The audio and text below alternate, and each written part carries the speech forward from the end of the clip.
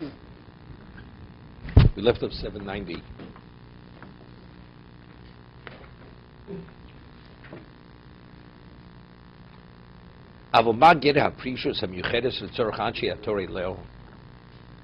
What are the parameters of abstinence which are specific to people who adhere to the Torah? The degree of abstinence necessary for a person who conducts himself according to the Torah. There's an argument among the Chachomim regarding its definition.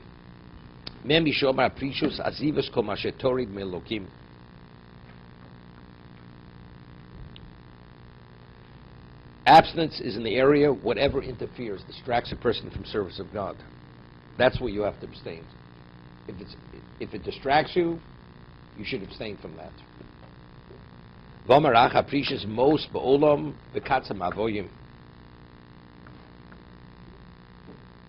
It's another level.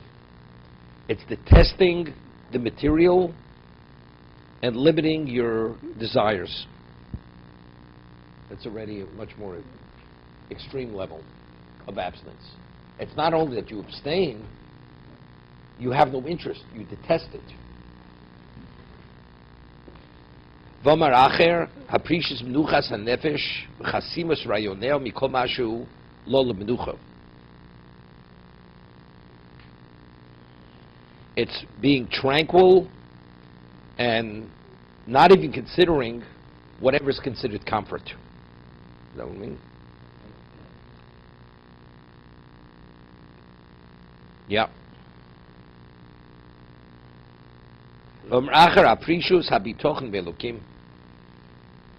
He'll explain what this means. Abstinence is having faith in God. So does abstinence mean that you are choosing to abstain? Or is it just because you abhor the physicality? No, but it doesn't happen by itself. Well, it doesn't happen by itself. No, I'm saying if you abhor the physicality, then really, you're not abstaining, you just don't want to do it. So is abstaining that? What I believe, feeling deprived is a problem. Being deprived is a problem, because that itself is a distraction. Person doesn't eat, you're distracted. What about if the reason why I'm eating, I'm abstaining, is because I abhor it, I detest it? It's not a distraction. I have no interest. So good.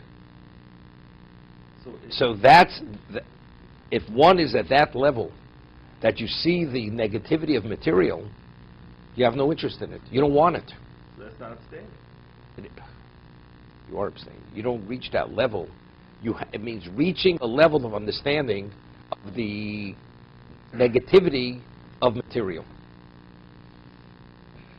It's like, what do I eat? I have no choice. I have to eat.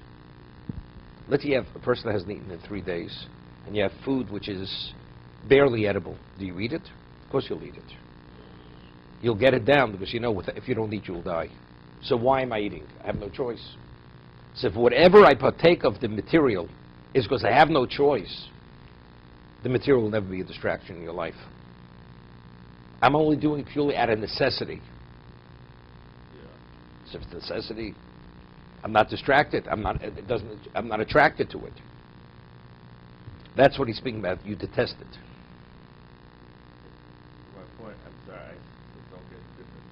Abstaining means that you have a timer for something, and I'm going to hold back. No, he said earlier, abstaining doesn't only. Abstaining means something that's available, and you choose not to partake of it. Doesn't only mean you have a desire. Doesn't only mean that. A person, let's say, could afford more, and he chooses to have less. It's not because I desire to have more. I choose to have less.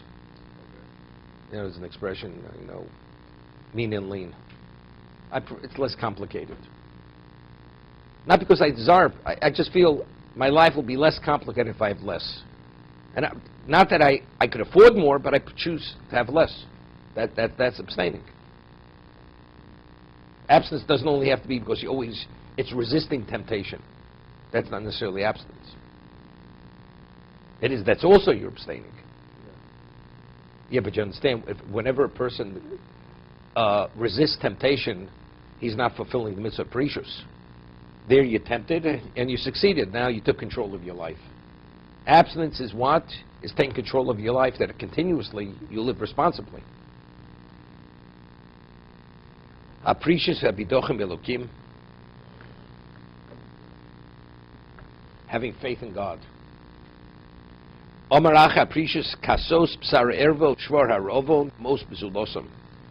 Covering your nakedness. Shvor harovo. Enough food only to relieve most bezulosam. And spurning anything beyond that. You have no interest in anything beyond that.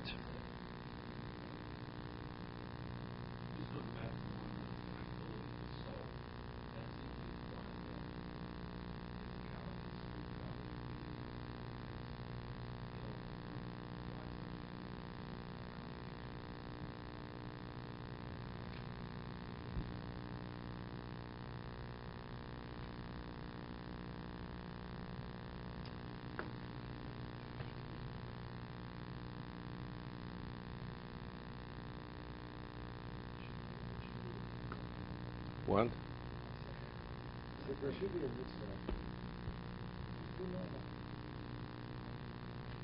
What's normal? What's normal? So that's the question. What's normal?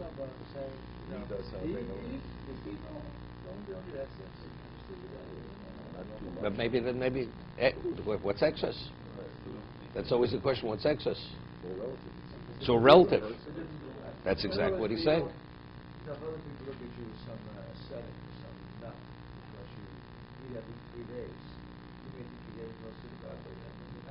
No, he's not saying this person is abnormal. He says everybody can't be that because the world can't exist. That he said earlier, right?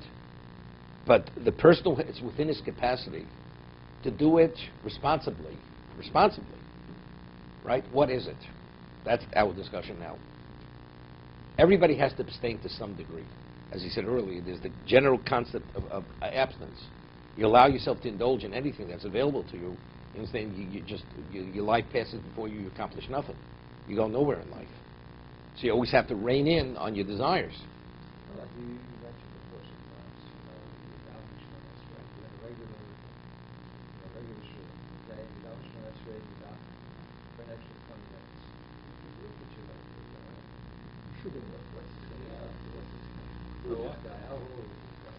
Again, that has nothing with abstinence. That's nothing with abstinence. The problem is with them. It's not with the person. That's a different calculation. No, that's different calculation. Different calculation. It's like, Gabriel used to come to the class here. He told a story.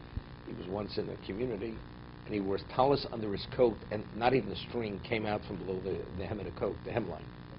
No, the person says, why are you wearing a tallis to shul on Shabbos? Why all of a sudden you're so religious? What are you talking about? He says, I know what you're wearing under your coat. What's at this person's business? You understand? The man has a problem. Clearly he has a problem. So a person that he chooses, the people have problems. So of course you have to. You have to deal with their issues, right? You want to be there, you don't want to upset people. It's true they have problems, okay? But this is what I'm talking with the coat, that's totally abnormal. Right? That's already, he has an obsession with it. You have an anti-Semite, therefore I should move out of the community. Okay? So it's a problem. People used to fast 2 days a week. And, what was that considered? Was that abstinence? What was that? That's abstinence. Yeah, that was abstinence. It was for tshuva. It's really for tshuva. It's to do tshuva. They would fast. Because tshuva and fasting go hand in hand. You have one back.